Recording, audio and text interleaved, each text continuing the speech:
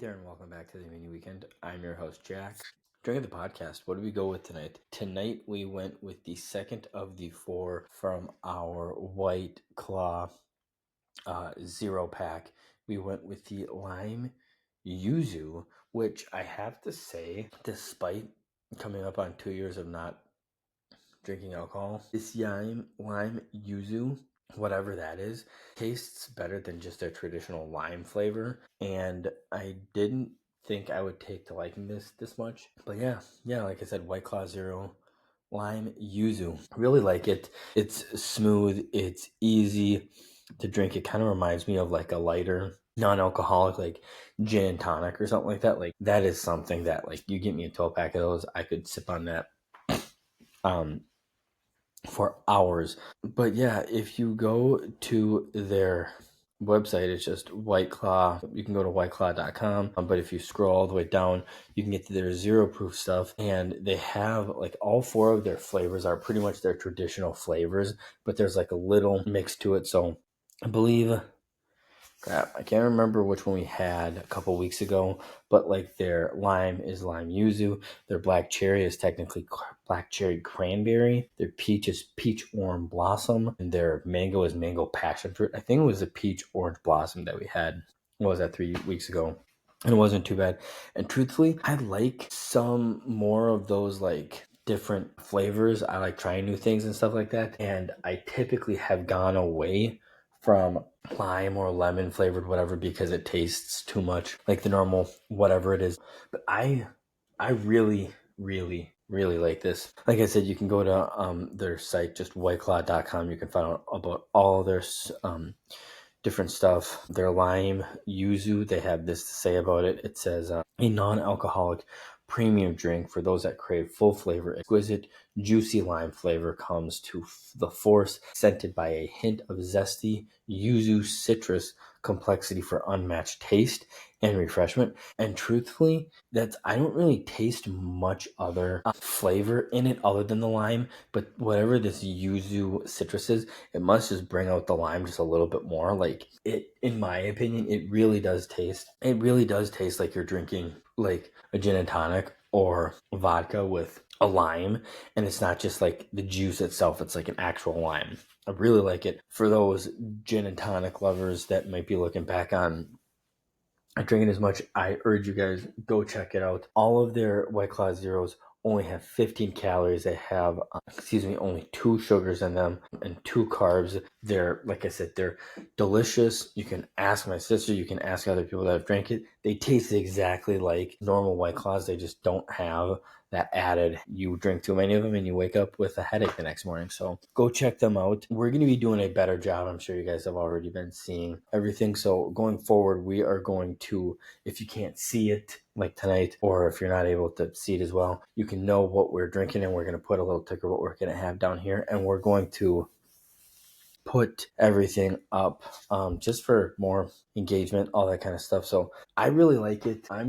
Let's go one more sip before we give it our official rating. I'm going to go 8.7. I really like it. I think part of the reason I'm not going to put it as a 9 is because something like this isn't probably something I'm going to sip on the entire year. Something like this I would probably stick mainly to spring and summer, maybe a little bit in the fall, but the colder it gets, I'm probably going to shake it up a little bit. So that's why we went with the 8.7. Like I said, along with just your traditional White Claw, you can check them out, whiteclaw.com. You can find them on Facebook, Instagram, and X. And with that, that is what we have for Drink of the Podcast. Then unfortunately for Tommie Town, like I said, we're kind of in that weird holding pattern. No college sports. Despite just this last week, the EA Sports announced that they're coming back with college basketball. Super exciting. I can't wait for it to come out. The bad news is it sounds like it's not going to come out until at the very earliest, early 2028, which sucks, but it makes sense with them just announcing it. I wish they would have, been proactive with it.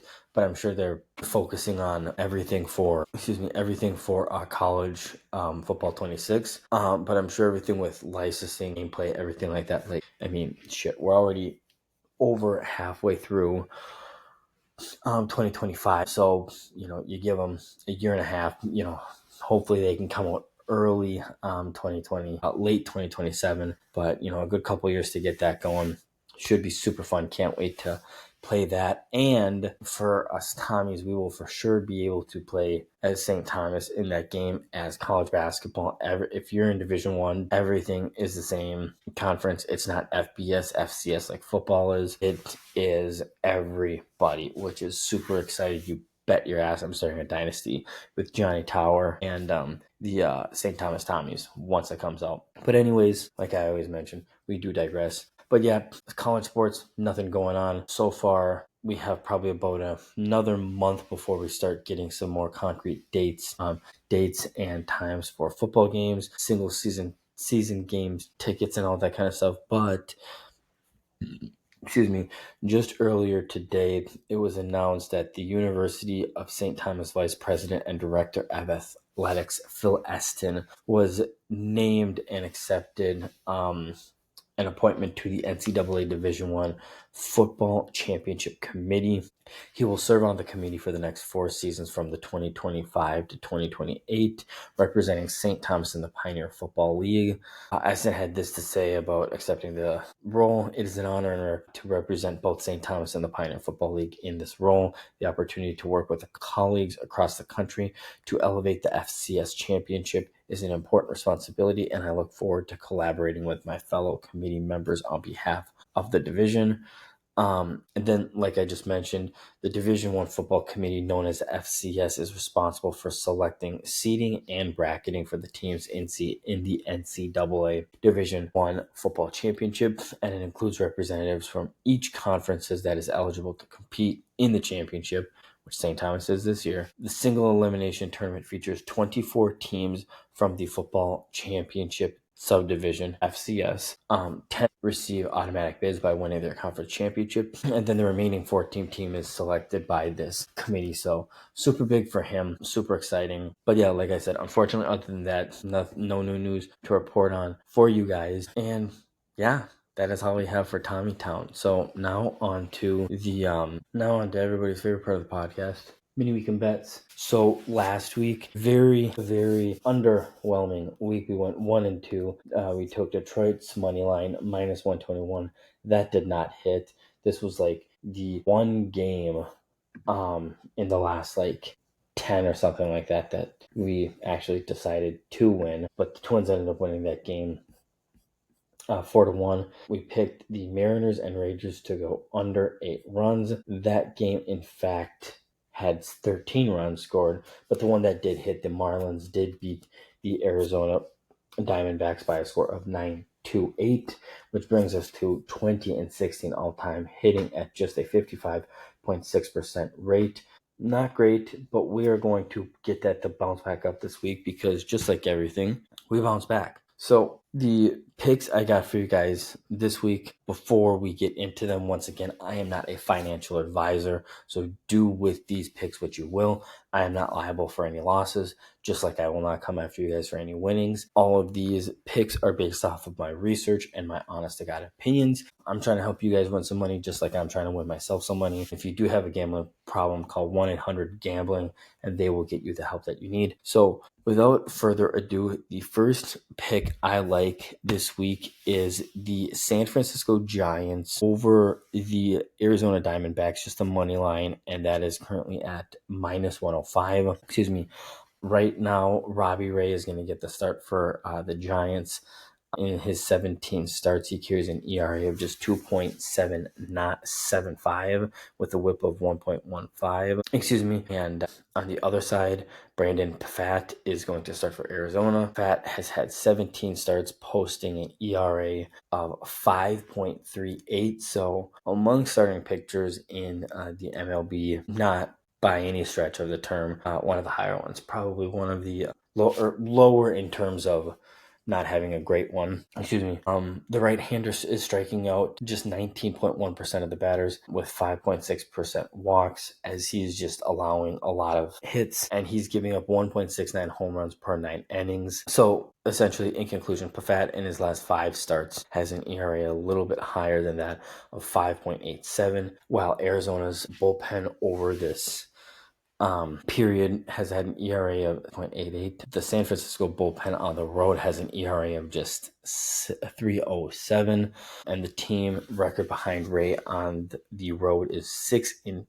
So like I said, I really like the Giants just to straight up beat the Diamondbacks in this game on the road. So that's our first pick. Second pick, we got the Chicago White Sox and the LA Dodgers combining for at least 10 runs. In this game, we got Aaron Cavalli getting the start for Chicago, and Dustin May is getting the start for the LA Dodgers. Right now, LA's batting 2.275 at home with 80 homers in 45 games. Bell, in his 5 road starts, has an ERA of 5.92. In his past 5 games, carries an ERA of 5.67. Right now, LA is 11-2 to the over at home against the American League teams. And the White Sox are 12-9 to the over on the road as an underdog. So like I said, especially early on with these 2 starters, I think there's just going to be an abundance of hits. Might not be a ton of home runs left and right, but there's going to be a lot of guys getting on base and not as many runs.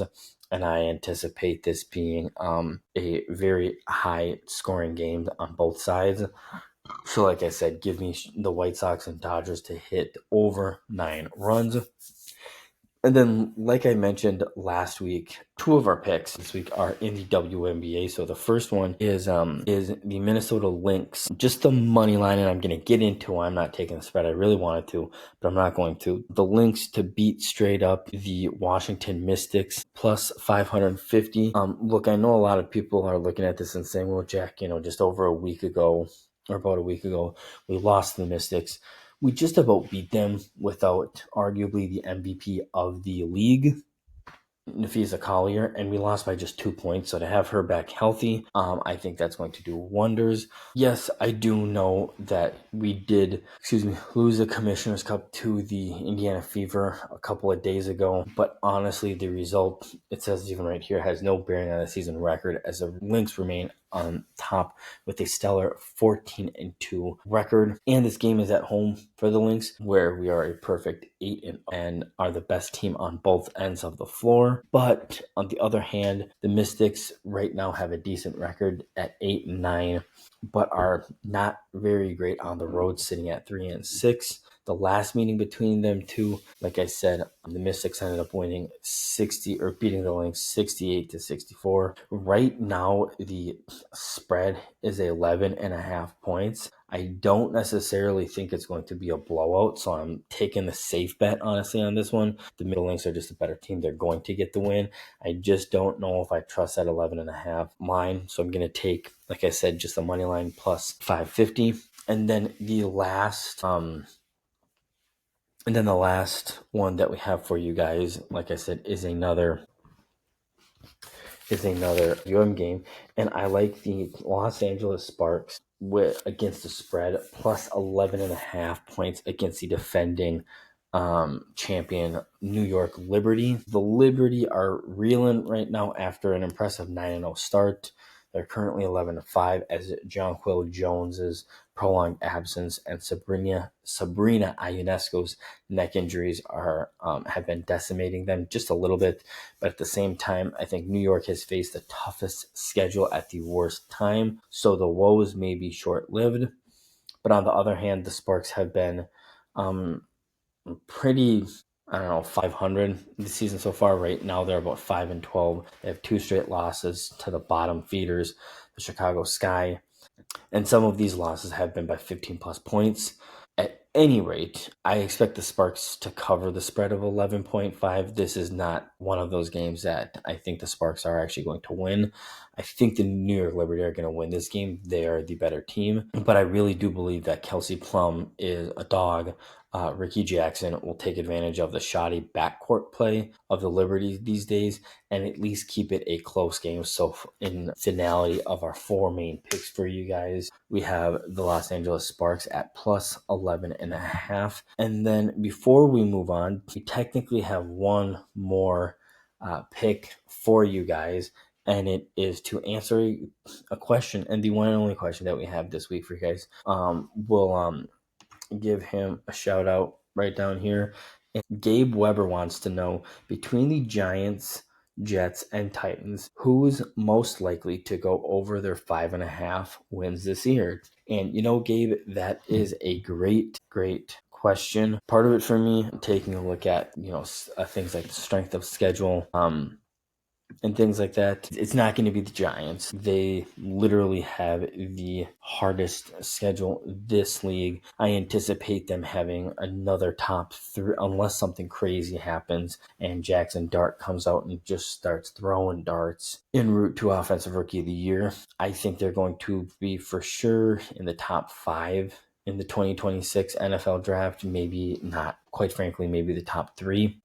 So it's not going to be the Giants. Some may think it's the Titans who have the 4th easiest schedule, but the team out of these 3 that I like the most that I'm coming at you guys with tonight is the New York Jets, who only have, what's that, 4, 5, 6, 7th easiest scheduled. And let me break it down for you guys. First, we'll kind of go over my reasoning, and then we'll kind of look into their schedule. So my reasoning for why I like the Jets. Easiest question. They answered their biggest question mark by drafting Armand Membo. He and Olu Fashanu will anchor the offensive line in front of Justin Fields. Adding a wide receiver like Amari Cooper could really improve this offense and make them, I'm not going to say lethal, but make them prominent and actually good. But they are still a ways from reaching the playoffs. However, I am down on Miami this season. I don't think they're going to be great. And I think they could steal a win or two to reach the 6-win mark. Maybe, God forbid, 7 or 8 games. So that's who I like. Let's just take a quick look at their schedule. So they got, let's just go through who they're probably not going to beat. They got Pittsburgh right out the gate, who's going to be a force. They got to play Buffalo twice. Tampa, I know I've talked about before, is kind of a wild card team, but I think Tampa compared to this Jets team is going to be solid. So that's 4 teams right there. Denver, I don't see them beating Denver. Cincinnati, I don't see them beating Cincinnati. And then Baltimore. So if nothing else, this team is going to win single-digit games. This is not me saying, hey, they have the potential to go 10-7 or 11-6, pump the brakes. No, that's not it. On the flip side, let's take a look at who they're probably going to have good chances to beat. I'm not super high this year on Miami or New England. They could potentially win all 4 of those games, if nothing else, for sure 2 of them. But then you take a look at this, and you got Jacksonville, late game in the season, who's beatable for them. New Orleans, who's going to be a top 3 team picking in the 2026 draft. You got Cleveland, who's going to kind of be in that bottom echelon with this team. You got Carolina. Atlanta could be kind of a half and half team. And then honestly, I kind of look at that Buffalo game. It's the last game of the season, and if Buffalo has a good hold on where they are in the playoffs, they could very well rest their starters and let the Jets win a game. So I think it'll be relatively easy, given their offensive line and their offensive weapons, for them to capitalize and win 6 or 7 games. Do I think they're going to win more? No, I would honestly be appalled if they won 9 games, but I don't know, somewhere between 6, 7, and 8 seems realistic for me, because like I said, they're going to for sure beat Miami at least once, maybe twice. Same thing with the Pats. And if they win those 4 games, and then you get New Orleans and Jacksonville, that's already 6 games right there. They don't need to win a single other game. But yeah, it's going to be a fun season. So in conclusion, we got the Giants in the MLB to beat the Diamondbacks money line. We have the White Sox and Dodgers to go over 9 runs. We have the Lynx to outright beat the, where are they playing again? Mystics, plus 550. And then the LA Sparks against the spread 11.5 against the New York Liberty. And then the Jets over 5.5 wins. So that is what we have this week for Minny Weekend Bets. And then before we move on, yes, peep the background, we did our UNRL unboxing the other night in front of this while we're decommissioning and kind of renovating the bar studio area. But yeah, we got obviously the patented man cave thing going on down here. We have, and then in the shape of Minnesota, we have our Wolves look, we got our Vikings look, and our Wild look. I know we don't have anything for the Twins. I just realized it. But I think once we get something, it might be a little smaller. It might be kind of perfect just to kind of put right there. Yeah.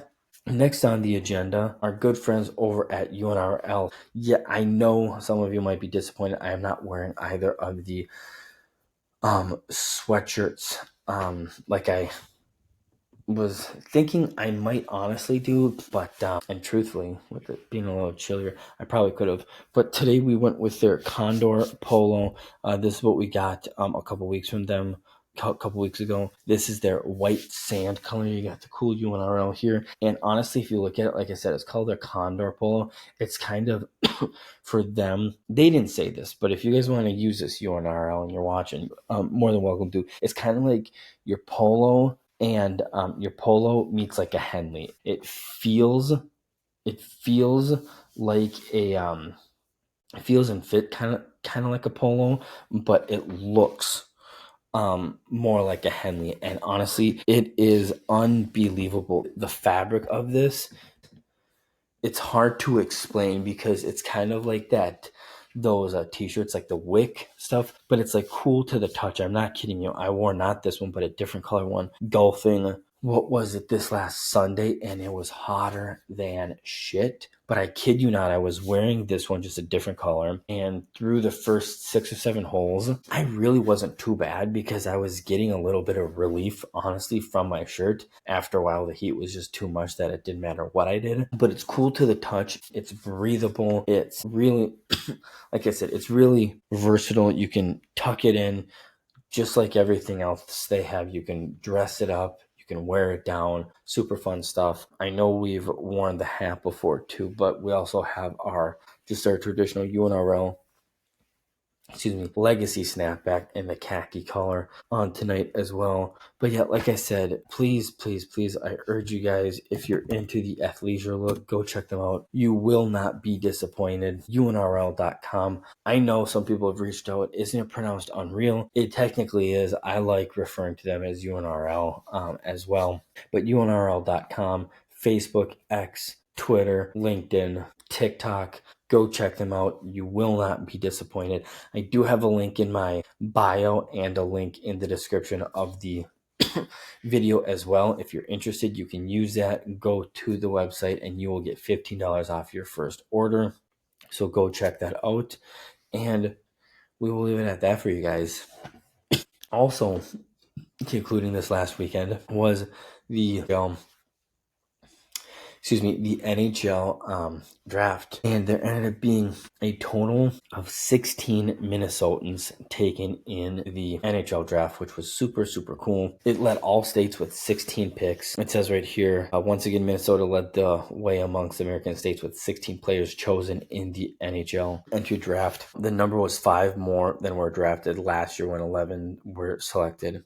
This year, 11 forwards were taken with 4 defensemen and 1 goalie. There were 52 total Americans drafted. Minnesota had 11 more than any other state. Illinois and New York each had 5 drafted. And here, we'll just give you guys a quick breakdown. Obviously, you want to show these guys some love if they ever listen to the podcast, but more than anything, super proud of these guys, especially being a Minnesota-based podcast. So the first one off the board was the first one who last week we thought it was going to be Mr. Logan Hensler, alma mater of the Hill Murray Pioneers from Woodbury, Minnesota, defenseman selected by the Ottawa Senators with the 3rd overall pick. And then 2nd overall pick, this Mason West that I just keep hearing all about. Can't wait to see if he picks football or hockey, but he was picked in the first round, 29th pick overall, center out of Edina by the Chicago Blackhawks. And then Jacob Rombach, a defenseman from Spring Lake Park, was selected with the 35th pick in the 2nd round by the Nashville Predators.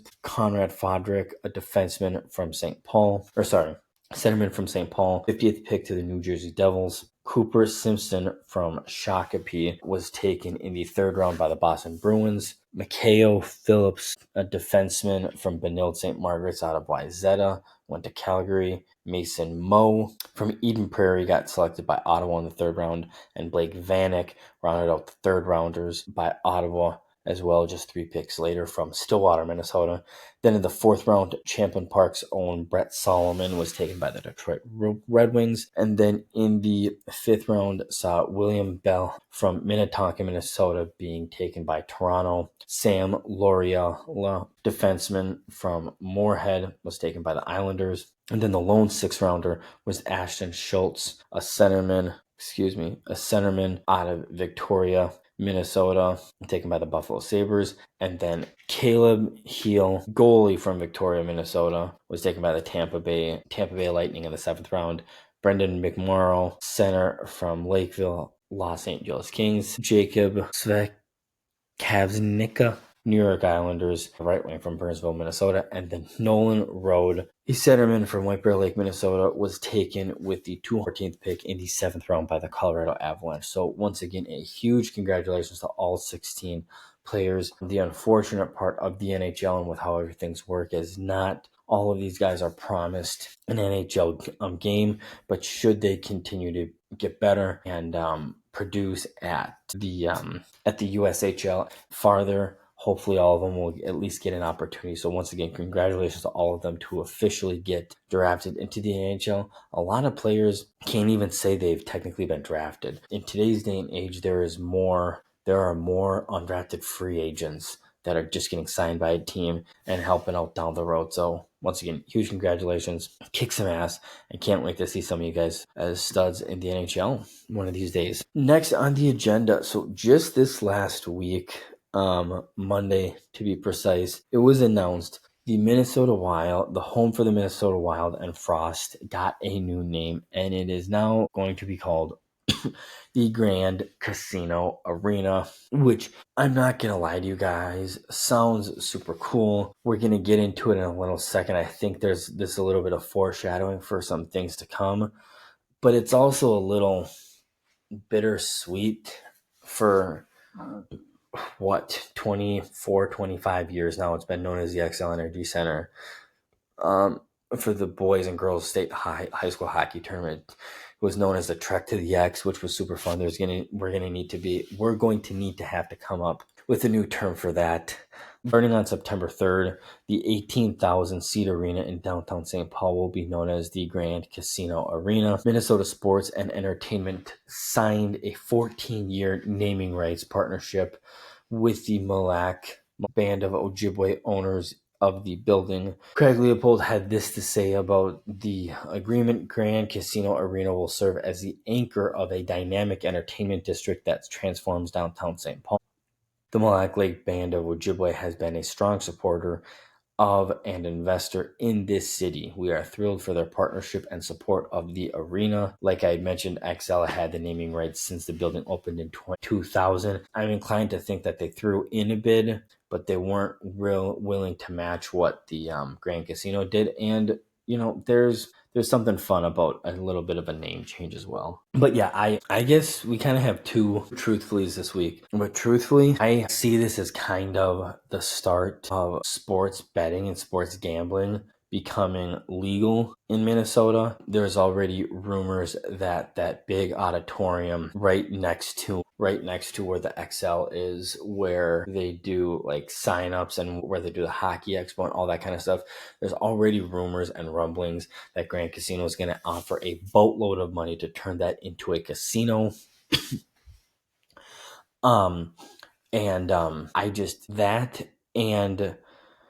Just the fact that between the Wild, the state of Minnesota, St. Paul, all those, like everything involved, if Minnesota wasn't trying to want to get sports betting and sports gambling legal, they probably wouldn't have allowed this to happen. So I'm guessing this is kind of like a baby step into, I'm not saying it's going to happen soon. Believe me, nobody would like it to happen tomorrow any more than anybody else. I would love to have my ESPN bet account going, making bets every weekend and not having to do it on a international website, but that's neither here nor there. But yeah, like I said, I think this is the start of that transition finally, which will be really nice because Minnesota is currently one of just 12 states that it's not legal in. It says 30 states plus DC and Puerto Rico allow online sports betting via apps or websites. We're one of 11 states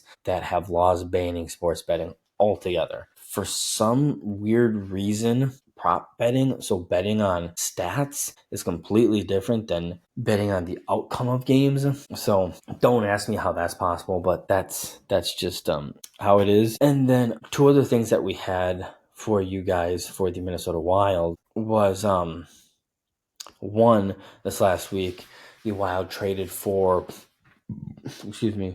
winger Vladimir Tarasenko, the veteran winger and two-time Stanley Cup champion, is joining his fifth team since 2023. The Detroit Red Wings traded him to us for Monday for future considerations. He was a free agent signing last summer when he agreed to a 2-year contract with the Red Wings. His lone season in Detroit wasn't great. It only saw him finish with 11 goals and 33 points in 80 games while logging 14 minutes and 46 seconds of ice time. But I'm sure Guerin is thinking, a guy he's not on the back nine of his career quite yet, but he's not a super young guy. But he's probably hoping that a change of scenery, maybe a bump somewhere on that second line, or maybe anchoring that third line to give us just a little bit more solid depth. Might turn him back into the player that he used to be in the 23-24 season when he scored 23 goals and 55 points with the Ottawa Senators and Florida Panthers. Tarasenko helped the Panthers win their first of 2 straight Stanley Cup. And needless to say, this offseason, the Wild are really kind of in need of some more goal scorers, more reliable goal scorers, as good as Kirill, Boldy, Eriksson Ek, Rossi are. You can't count on all of those guys night in and night out. You're going to get a little bit from them here and there, but to say that you need to get everything you can from them every single night is a lot to ask. So if you can bring in some of these other guys like a Tarasenko, like Joe Hansen, like whoever, to kind of, hey, on any given night, if they're having a bad night, they can pick it up and, you're getting goals from other sources, always helpful. But yeah, unfortunately, that is really the only signing, anything going on with the Wild. And then the last thing before moving on here, Bill Guerin has already come out saying that one of their priorities this offseason, before the season starts, is to sign Kirill Kaprizov to a long-term contract. I think I speak for a lot of people when I say, even though the Wild have a lot of money being off those contracts and the salary cap going up, most of that money was going to Kirill. It's just a matter of making things official, signing it, getting everything in paper, getting everything in writing. But I fully anticipate, and Guerin pretty much said the same thing, they fully anticipate having him signed, extended before the season starts. So yeah, that's what we have for you for the Wild and the NHL. And then here's the other thing that I have for you guys. This one is probably a little less exciting, if you will, but in the part 2, or in the second segment of Truthfully for the podcast, the Minnesota Timberwolves are not done making moves this offseason. Jack, what exactly do you mean by that? I don't know. Tim Connolly, these last couple of years, has done an amazing job of keeping what he really wants to get done under wraps. Nobody saw the Gobert deal happening. That happened. So God knows what he's not telling us and what is going to happen. But yeah, something's going to happen. There's a couple things being talked about. Giannis maybe getting traded to the Wolves. There's a lot of speculation about Damian Lillard, despite probably going to be out for most of next season. There's a lot of talk that the Wolves are a good destination for him to land. But truthfully, yeah, like I said, we're not done making deals. Tim Connolly has got something in the works. I don't know exactly what he's going to do, but expect him to do something to help this team get over the hump of just going back to the Western Conference Finals and actually competing in the NBA Finals next year. The Wolves, 5 days ago on the 27th, officially re-signed Naz Reid to a 5-year, $125 million contract to stay with the franchise. It includes a player option in the 2030 year. And this marks a critical re-signing, honestly, between the Wolves and Naz Reid. And truthfully, I think a lot of people felt like the second we signed him, Nickeil Alexander-Walker was as good as gone, which we'll get into just a minute, because before we get into that, we also re-signed Julius Randle to a new deal too. His is a 3-year, $100 million deal with a player option for the 27-28 season. Obviously, he's declining his $31 million player option for this year. But yeah, and then with that, one more thing. We technically signed Joe Ingles to a 1-year, $3.6 million deal. But the bad news, Nickeil Alexander-Walker joins the Atlanta Hawks via a sign-and trade. The Atlanta Hawks will acquire Nickeil Alexander-Walker from Minnesota via a sign-and trade for 4 years and $62 million. As a part of the deal, Atlanta is sending a 2027 second-round pick via Cleveland in cash to Minnesota, so that'll help us get out of that second apron. It's going to help us use that to take on another vet, to sign another guy, or a part of a trade as well. But super, super sad to see him go. A guy like that played incredible on the defensive side for us. My hat goes off to you, man. Thank you for the years of service. You've been a great player, loyal, done everything we could have asked you to do. Great offensively, great defensively. And truthfully, Trae Young is very good. Atlanta's been making some deals. I fully expect the Atlanta Hawks to be within the playoff picture, maybe 5th, 6th, 7th piece. The East is going to have a lot of really good teams next year with some of these trades and some of these moves that have been happening. So keep an eye out for them to, barring injuries, make a jump next year.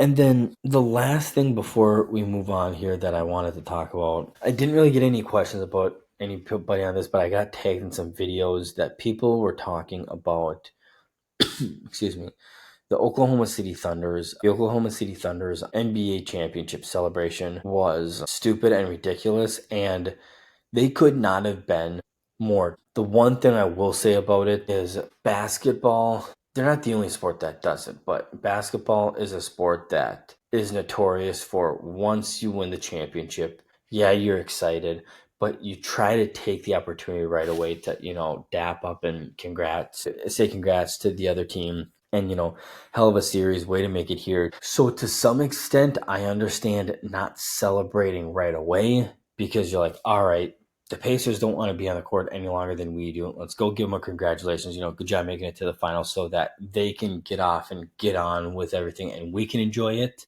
But after that happened, they just did nothing.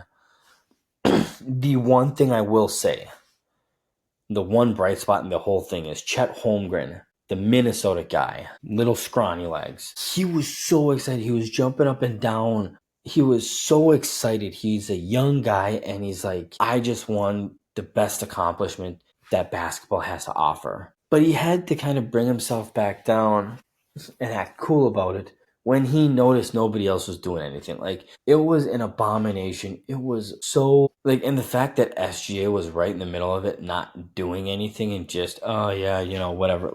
I understand, some of the things that some people have for this on them is, they're a young team. It's not like there's a lot of old vets on the team that have gone through a lot to get there. And I get that, but you just won the fucking NBA championship. Go look at how, NFL players when they win the Super Bowl. Go look at how the Florida Panthers won after they won, the championship. Maybe because the basketball is so much, hey, thanks and everything like that. Maybe the NBA at the end, maybe not at the end of every series, but at the end of the NBA Finals, kind of takes a page out of the NHL's book, where you kind of, congrats, good job. And then you kind of line up in the middle and then say thanks. So you can actually take a chance to do that, because I have noticed that there have been teams in the past that don't celebrate a ton right away because they go over because they got friends on the other team and, hey, congrats, good job. But then after that, they're jumping up and down. They're excited. They're doing all this stuff, and it's you're excited. You're happy. But there just wasn't any of that. And it was, honestly, it pissed me off rewatching some of that stuff. And it made me kind of realize and think that they should just take the fucking championship away from them. And yeah, so nobody officially asked my opinion on it, but that's how I feel about it. And I think I speak for a lot of people when I say that. I think it was basketball fans in general, I think, thought that was really hard to watch and have a little dislike for Oklahoma City going further. So that's what I got for you guys. And yeah, one last thing I wanted to kind of talk about here. So one thing we have for you guys, but I still just doing the podcast for you guys here tonight, Wednesday, July 2nd. It's crazy to me that we're within 30 days, 1 month of the first preseason game, the first preseason game. Yeah, the Chargers and Lions for the Hall of Fame game on the 31st, and it's already the 2nd of the month. No, it's not regular season, but it's still NFL football, and the fact that we're this close to it is pretty freaking crazy. Pretty freaking crazy if you ask me. So, but yeah, like I said, no really new news as far as the Vikings are concerned. Don't you guys worry. We'll be coming at you guys in the next week, maybe for sure within the next 2 weeks, with our first kind of game by game how I think it's going to go. But the one thing I thought I would do here, a lot of people are talking about, I see all over TikTok, the Dallas Cowboys, the one more thing they need to do, the one more thing that they need to trade, the one guy that they need to sign. So I'm going to come at you guys with, I think, the one last offseason move that I think the Vikings should do. And for me, that's signing edge rusher Matthew Judon. And I think that's going to very much solidify that defense and will make that defense so good that even if JJ McCarthy and that offense just isn't where it needs to be some games, that this defense is going to keep enough points off the board for us to get wins.